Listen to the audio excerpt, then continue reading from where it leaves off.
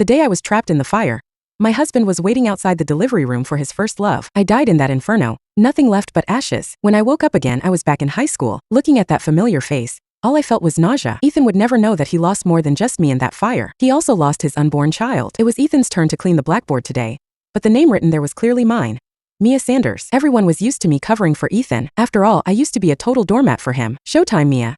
Chad tossed the eraser at my desk, gesturing for me to wipe the board for Ethan. I stared at the eraser, scoffed, and walked towards the blackboard. The girls who always looked down on my fawning over Ethan started their usual snide remarks. Seriously, so shameless. She's been doing this for ages, and he barely even looks at her. I know, right? I heard she's been chasing after him since middle school. I'd never stoop so low. It's pathetic. Right, the whispers were never ending, but the me of the past had chosen to ignore them, blinded by a one-sided love that ultimately led to my lonely death in the fire. Even reborn, I wouldn't forget the searing pain of that night. They say you have to hit rock bottom to turn things around. Well, I hit rock bottom. Time to turn around. Everyone probably expected me to do what I always did. Erase the board for Ethan, fetch him hot water. Basically wait on him hand and foot. It was precisely because I was so used to giving that Ethan 10 years later mistook himself for a king. But not today. I looked at the girls who were mocking me with feigned gratitude. Thanks for the heads up, ladies. Freak. Ignoring their taunts, I erased my name from the blackboard and wrote Ethan's in bold letters. No need to change the name anymore, class president. Sorry to bother you all this time. The class stared at me, dumbfounded, as if I'd done something truly shocking. Is she crazy? What's her deal now? You guys don't get it. It's reverse psychology. She's playing hard to get, waiting for him to come crawling back. Whatever. I shrugged and looked at the math equations covering the board. As I put down the eraser, I saw Ethan walking back from the basketball court. He was undeniably good-looking, standing there at the doorway backlit.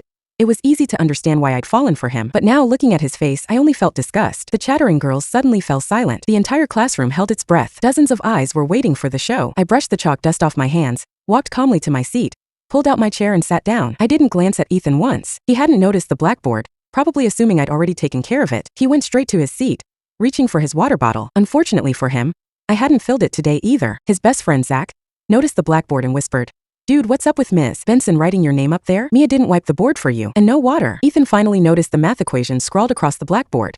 His brow furrowed, but he quickly regained his usual nonchalant expression and reached into his desk drawer. Normally, there would be a clean handkerchief and a carton of warm milk waiting for him, but today there was nothing. Zach watched as Ethan came up empty-handed and with his usual lack of tact said to me, "Mia, what's with the sudden change of heart? Not wiping the board, no milk, no water? What gives?" I frowned at Zach, impatience creeping into my voice. Is he disabled? Can't he do these things himself? I'm not his mother. I have no obligation to take care of him. Ethan's eyes flickered, and he let out a soft, cold snort. He probably thought, like everyone else, that I was just playing games, waiting for him to coax me back. Ethan nudged Zach with his foot, telling him to shut up. Zach obediently went up to erase the board. I opened my textbook and started studying. Because of Ethan, I'd given up a chance to attend the prestigious Northwood High and came to Southwood instead. I could have been in the advanced placement classes here, but because of Ethan, I ended up in the lowest level class. I'd fought with my mom about it, but she eventually gave in. Our families were close, so it didn't matter where I went to school. The plan was always for me to go to college with Ethan anyway. Perhaps it was because of our family's connection that I'd always seen Ethan as my Prince Charming. Now all I could think was, what a jerk. He acted like he was some kind of royalty. This time around, I was going to stay far away from Ethan, starting with the next seating chart change. I was determined to get into the top 10 in the class on the next monthly exams. I never wanted to sit in front of Ethan again. Zach came back down after erasing the board. Seeing me studying, he snatched my book. Whoa, Miss Sanders hitting the books. Getting ready to tutor our dear Ethan again? Maybe you can help me out too. In their eyes,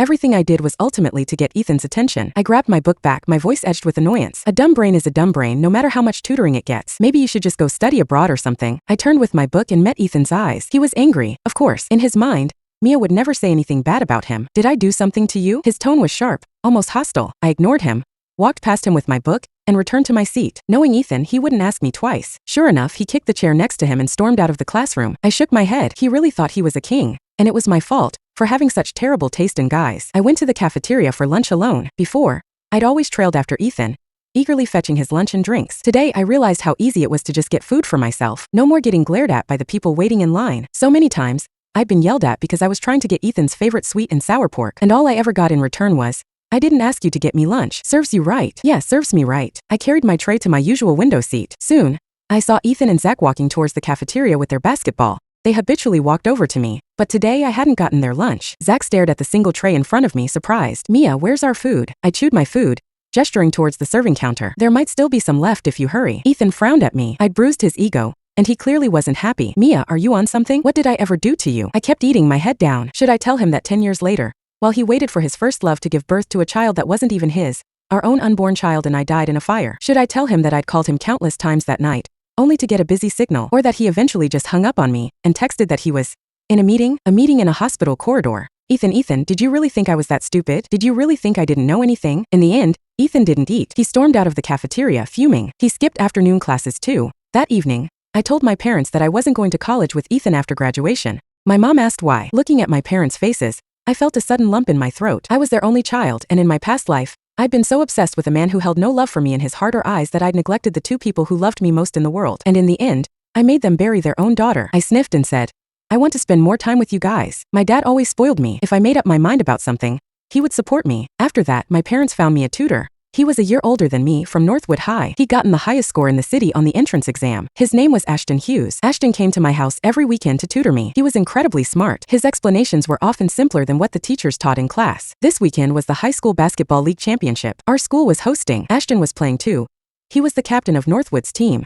He told me he'd compiled some notes for me and would bring them over on game day. Since the game was on a Friday, Ashton was coming to my house for our regular tutoring session after the game. But Ethan was playing too, so I wasn't planning on going to the game. I was waiting in the classroom for Ashton to text me. I sent him a message.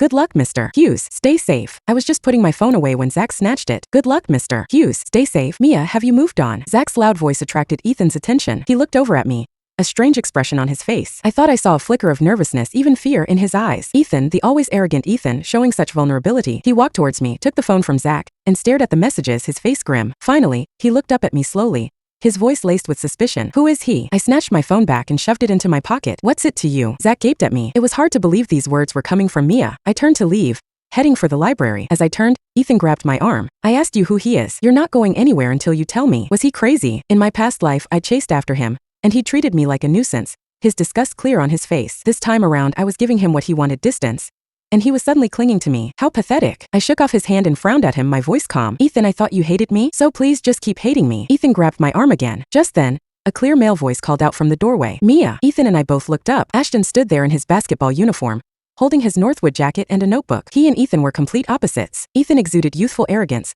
while Ashton had a gentle, warm presence, like a friendly older brother. I pulled away from Ethan and walked towards Ashton. How did you find me? Southwood's building layout was a maze. Even I got lost when I first started here. It was Ashton's first time here, and he'd found me. Finding you is a simple thing. Ashton handed me the notebook. It took me a long time to truly understand that sentence. Finding me was a simple thing for him. Ethan looked uneasy as he watched us talking and laughing. He started to step towards me, but Zach stopped him. Ethan, the game's about to start. Let's go. Ethan shot Ashton a cold look, then kicked the classroom door as he walked out the back. I hadn't realized how immature he was. Ashton looked at Ethan's outburst with confusion, then smiled faintly. Is that Ethan? I nodded, embarrassedly scratching the back of my head. Have you ever felt ashamed of yourself for having liked someone? That's how I felt. I could have dug a hole and buried myself. Good luck with the game. I'll be reading, waiting for you. You're not coming to watch? Ashton had probably heard about my relentless pursuit of Ethan. There's something unpleasant at the court. I hugged the notebook and shook my head. I used to be the most enthusiastic spectator at Ethan's games. Banners cheering. I'd given him everything I could, but he never took me to the post-game celebrations. Even his teammates would say, invite Mia. She put in so much effort. But Ethan would always reply,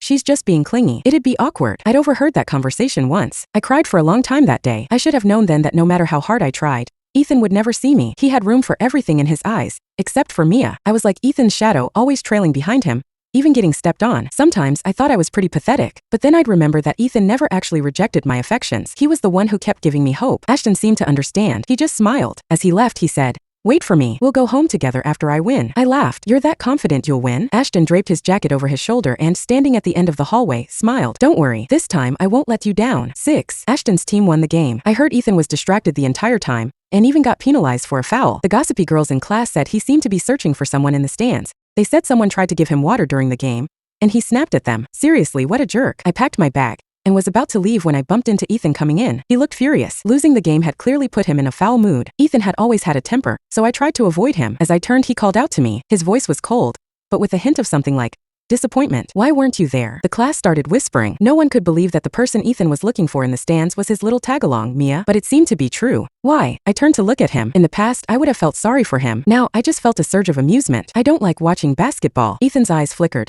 His jaw twitched, but the words seemed to catch in his throat. Zach, standing behind Ethan, looked nervously at us. He whispered in my ear, what are you doing? He lost the game. He's in a bad mood, and you're saying this stuff to him? Are you crazy? Was I crazy? Should I have done what I always did? Fawned over him, only to be met with indifference. I glared at Zach and looked at Ethan. I hadn't planned on saying any of this. I just wanted to slowly distance myself from him. After all, the current Ethan didn't know anything yet. I never liked watching basketball. I don't like fetching food and drinks for people. I don't like erasing the blackboard for them, doing all those thankless tasks. If I stop doing them, I'm crazy. He lost the game because he wasn't good enough. I have no obligation to comfort him. Just then my phone vibrated. It was a text from Ashton. I'm waiting for you at the school gate. I won. I put my phone away, looked at Ethan's grim face, and walked past him. Zach grabbed my arm. Ethan sprained his ankle. Where's your first aid kit? I used to carry a kit around because Ethan was always playing basketball. I shook off Zach's hand, my expression indifferent. I threw it away. Ethan, already on edge, finally snapped. He kicked the desk next to him, his voice tight with anger. Good riddance. He stormed past me, and Zach chased after him. Under the watchful eyes of my classmates, I calmly walked out the back door. The whispers followed me. Something about me being crazy. I was used to it.